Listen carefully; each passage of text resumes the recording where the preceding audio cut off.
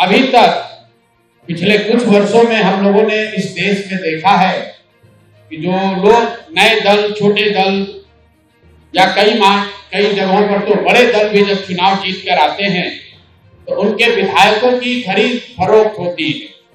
आप और हम वर्षों से वो तस्वीरें देखते आए हैं कि कैसे लोग अपने विधायकों को बचाने के लिए और उनके राजनीतिक विरोधी उनको खरीदने के लिए, अपने पाले में करने के लिए उनको कोई रिजॉर्ट में बंद करता है, कोई दूसरे राज्य में ले जाता है, कोई मोबाइल छीनता है, सरकारें बनाई और बिगाड़ी जाती हैं। और पिछले कुछ वर्षों में भारतीय जनता पार्टी की एक छवि बनी है कि चुनाव कोई भी जीते, सरकार यही लोग बनाएंगे।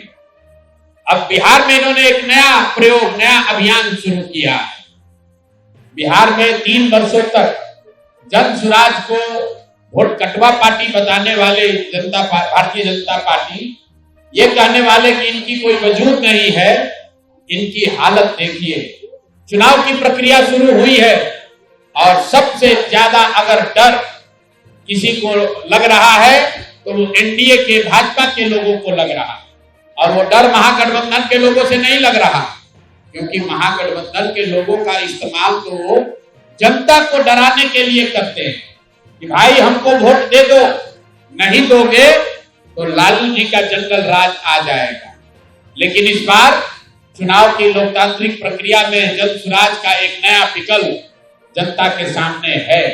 और जो बात में पिछले 2 बरस से गांव-गांव जाकर मैंने बताया है कि जनसुराज का सबसे बड़ा असर ये है कि सबसे बड़ा योगदान ये है कि 30 वर्षों से चल रही बंधुआ मजदूरी, लोगों की मजबूरी, जहां लालू जी के डर से भाजपा नीतीश और भाजपा के डर से लालू जी को आपको वोट देना पड़ता है, उस राजनीतिक बंधुआ मजदूरी को खत्म करने का रास्ते का नाम है जनसुराज।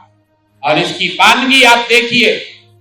यहाँ का एक क्षेत्र, अभी आपने खबर सुनी होगी कि पिछले 4-5 दिनों में 3 जनसुराज के घोषित उम्मीदवार जिन्होंने नामांकन किया या जो लोग नामांकन करने गए, उन लोगों को नामांकन नहीं करने दिया गया या नामांकन किया तो उससे उनका नामांकन विड्रॉ कराया गया।